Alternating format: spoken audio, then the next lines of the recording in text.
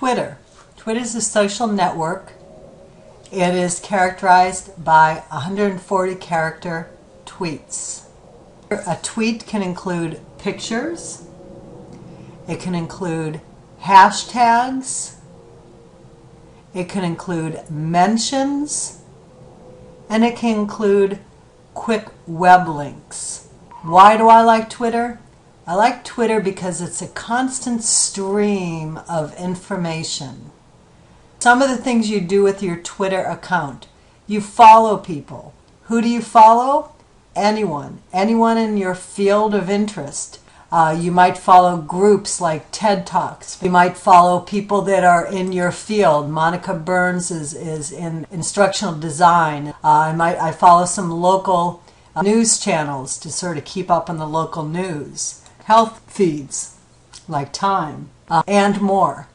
So the way you follow someone is you might get some suggestions based on people that you're following, or you might find yourself looking on another Twitter stream and you might look at the people that they are following, and you may choose to follow some of those people as well. So you can also follow people by finding them, doing a search. So I told you I'm interested in instructional design. So if I did an instructional design search, I can find people that are posting about instructional design, people that list instructional design in their profile, and more. That's some of the ways that you find people to follow. When you decide you want to follow someone, you just click on the follow button, and then you're following them. Okay, another thing that is unique to Twitter are hashtags. I already demonstrated a search when I searched for instructional design, but oftentimes events, trending topics, things like that, they might be identified by a hashtag, and the hashtag becomes a little more specific search. So for example, I've already done a search today on elections. So if I did hashtag elections 2016, I'm going to find all the posts that have included that hashtag in it. So it becomes a little bit more of a specific search. A hashtag can also be used to identify your class. So I teach a Talking and Beyond class.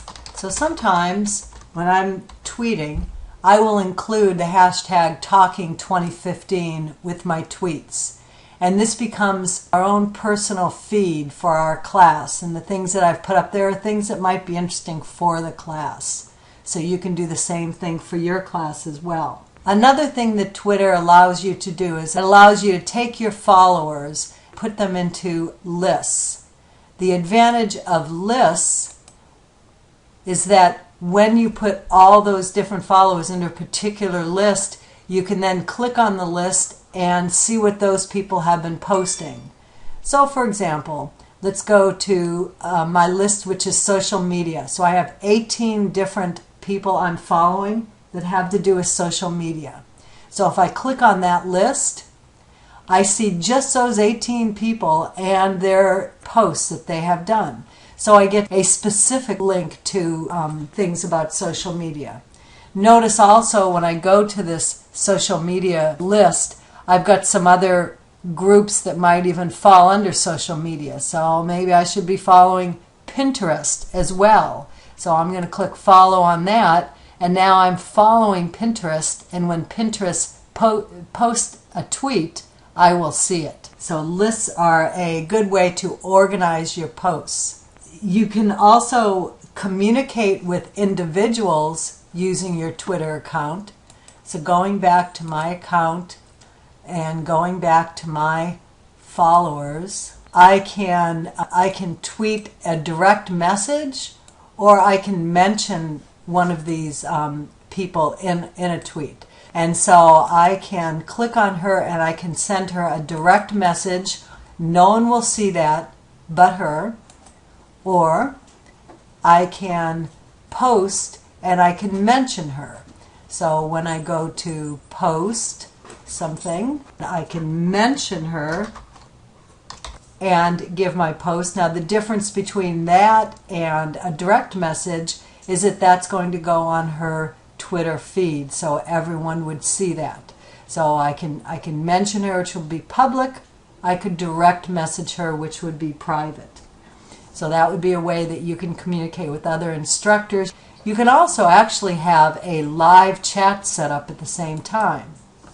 So that would just be setting up your own hashtag. So even if I were to go, say, into my Talking 2015 hashtag, and then I would go to live, and then anyone else that went to hashtag 2015, we could be chatting live through Twitter.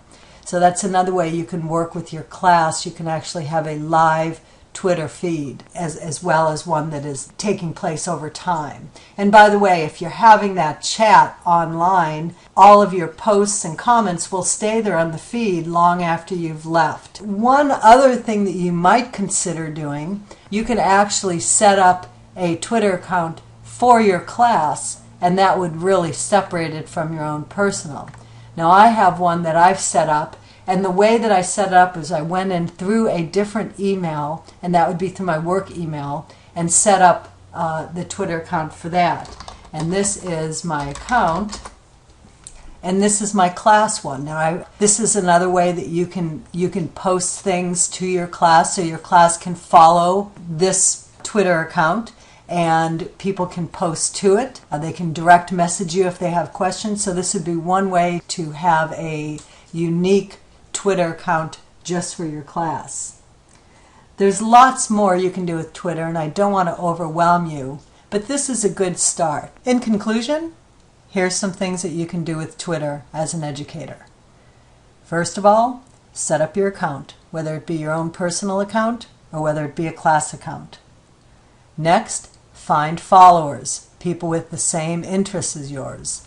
You can use the suggestions by Twitter, or you can click on some of the people that you're following and choose followers based on who they have.